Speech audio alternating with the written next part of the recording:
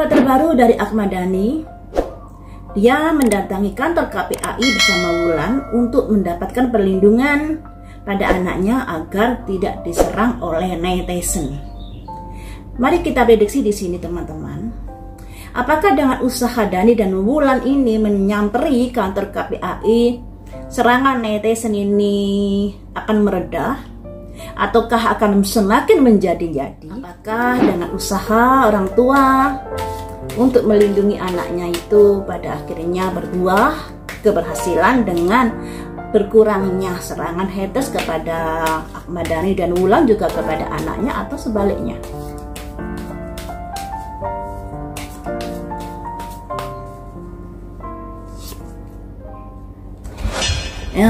Ini juga keluar saat saya memprediksi di mana Ahmad Dhani mendapatkan serangan netizen setelah dia mengunggah video kompilasi gibah Bunda Maya.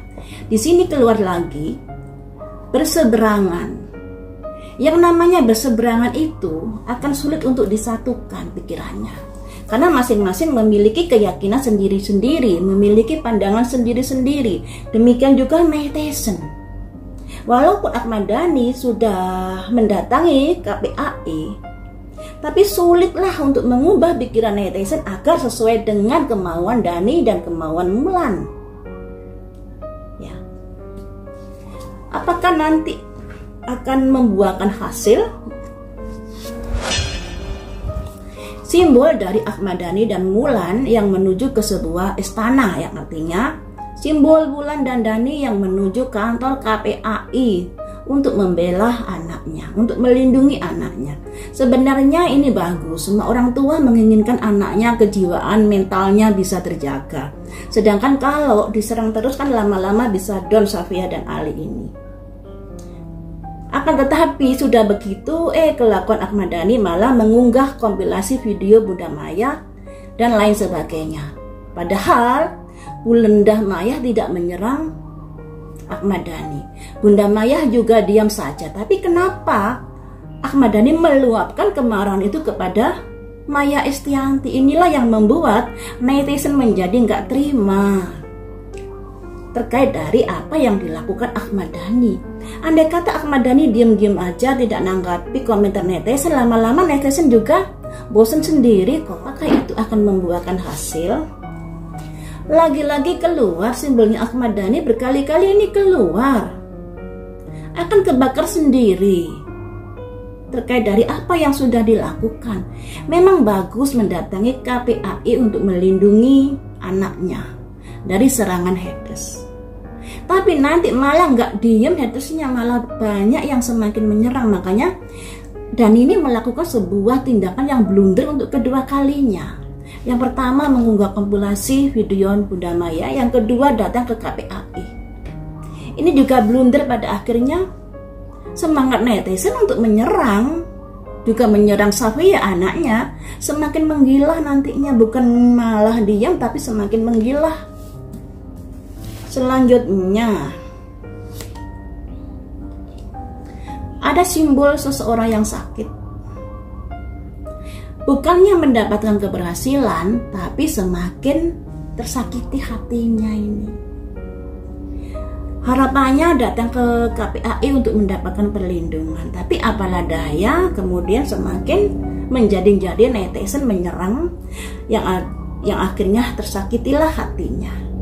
Jadi kalau Dhani, kalau datang ke KPAI bagus memang untuk melindungi anaknya, tapi itu tidak menyelesaikan masalah. Seharusnya bagaimana Dhani ini agar netizen ini semakin nyinyirannya berkurang? Apa yang mesti dilakukan?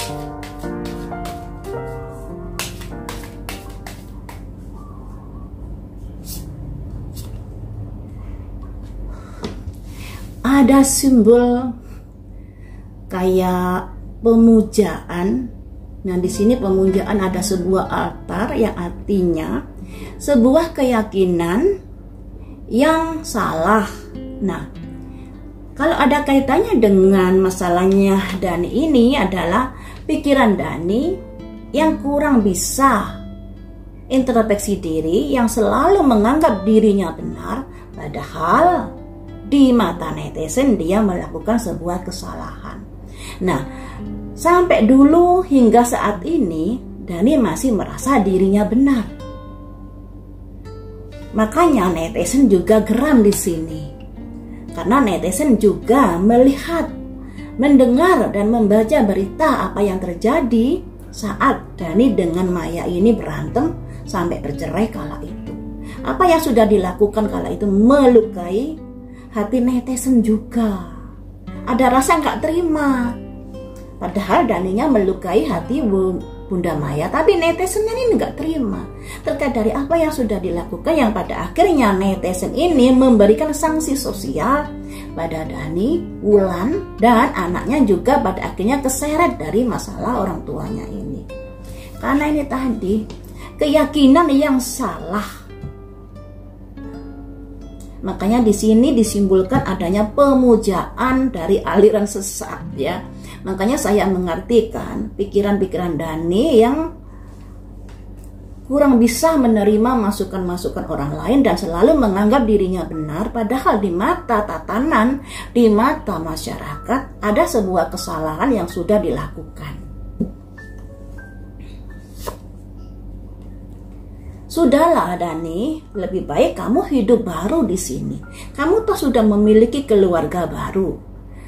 Anak-anakmu dengan Maya Estianti juga baik dengan adik-adiknya dari pernikahanmu dengan Wulan Jamila. Kalau sudah begitu ya sudah, jangan mengusik Maya Estianti lagi. Harusnya begitu, karena masing-masing sudah memiliki hidupnya masing-masing. Jangan selalu dikait-kaitkan lagi.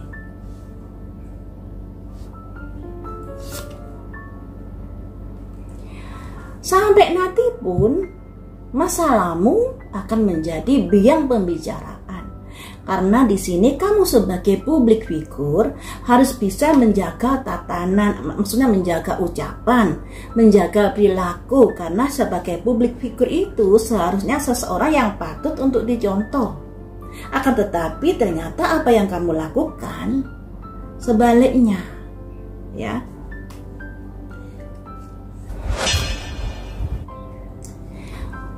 Untuk saat ini mungkin kamu bimbang apa yang harus kamu lakukan terhadap pembelaan kepada anakmu ini, terhadap perlindungan kepada anakmu ini. Akan tetapi dengarkan suara hatimu. Semuanya ini ada kaitannya dengan hukum tebar tuai, hukum karma yang sudah kamu lakukan di beberapa tahun yang lalu dengan terlalunya kamu memperlakukan Bunda Maya seperti itu. Andai kata kala itu cerai ya cerai saja, tidak sampai menghalangi Bunda Maya ketemu anaknya, tidak sampai menggantung harta gunung gini hingga sekarang dan lain sebagainya.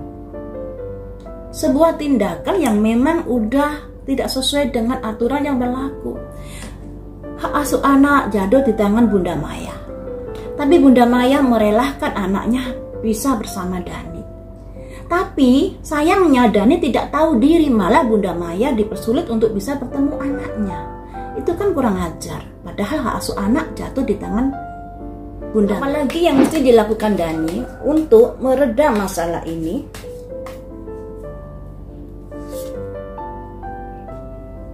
Ada simbol badut.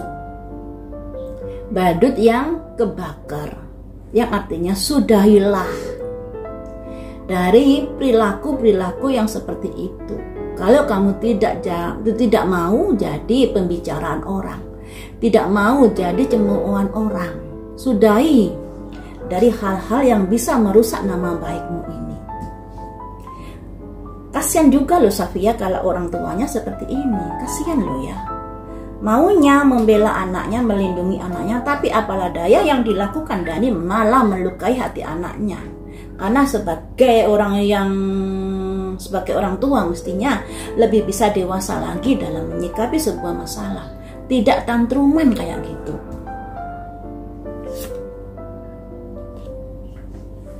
Bercerminlah, ya, bercerminlah. Ada dua cermin di sini, di mana satu sosok menggambarkan orang ini, satu sosok menggambarkan seperti itu. Jadi dua cermin ini melambangkan pikiran-pikiran yang gampang berubah-ubah. Ada dua kepribadian seperti itu. Makanya di sini cobalah bercermin atas apa yang kamu lakukan.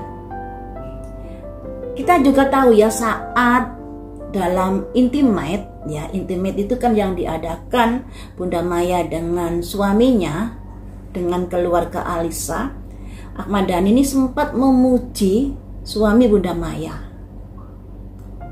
Akan tetapi setelah itu, saat Bunda Maya tidak bisa hadir di acaranya Ahmad Dhani, murkalah dia. Apalagi dia juga mengetahui selalu dibanding-bandingkan antara istrinya Wulan Jamilah dengan Bunda Maya. Dan anaknya juga terseret ikut dinilai oleh netizen. Padahal jauh-jauh hari sebelum diadakan acara akad nikah, entah seminggu entah berapa hari itu, Bunda Maya sudah mengatakan, saya akan hadir di acara yang penting, akad nikah dan intimate. Dan ini menjawab dari omongan Dhani, dia yang ingin bersanding dengan Wulan Jamilah dengan Bunda Maya. Di acaranya Royal Wedding, kemudian Bunda Maya memberikan pernyataan bahwa dia akan hadir di acara intimate. Itu aja. Sebenarnya Dhani ini juga sudah harus bisa membuka hatinya, jauh-jauh hari sudah ada kabar seperti itu. Tapi mengapa dia melakukan semacam perkataan-perkataan yang menyudutkan Bunda Maya ketika Bunda Maya tidak bisa hadir di acaranya Royal Wedding? Ini ya, jadi untuk Ahmad Dhani ini harus bisa menerima kenyataan bahwa Bunda Maya ini sekarang ini sudah tidak ada sangkut pautnya dengan dia sebenarnya. Mau begini mau begitu ya suka-suka Bunda Maya, ya toh. Makanya di sini ada hidup baru. Sebenarnya kalian berdua ini sudah tidak ada hubungan yang bagaimana lagi kecuali hubungan dengan anak-anak. Hidup baru inilah yang harus dihargai, dihormati. Harus bisa saling menghargai, harus bisa saling mengerti keputusan orang lain. Makanya di sini sampai kapanpun akan menjadi tontonan dan pembicaraan netizen ketika kelakuan Ahmad Dhani masih seperti ini. Sampai kemarin itu saya memprediksi terkait dari anak-anaknya yang mengenai kompilasi tersebut, pandangannya kepada ayahnya seperti apa. Ada yang sampai, aduh ayah ini sakit pikirannya. Ada yang juga ayah ini gampang emosi dan manipulatif. Dan semuanya itu memang ada benernya. Apalagi di sini juga ada simbol kepribadian. Kepribadian yang gampang berubah-ubah. Satu kartu lagi ya.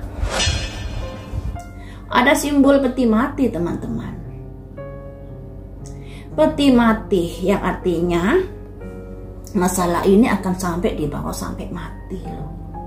Kalau tidak ada kesadaran sendiri dari Ahmad Dhani. Kuncinya ini di Ahmad Dhani masalah ini.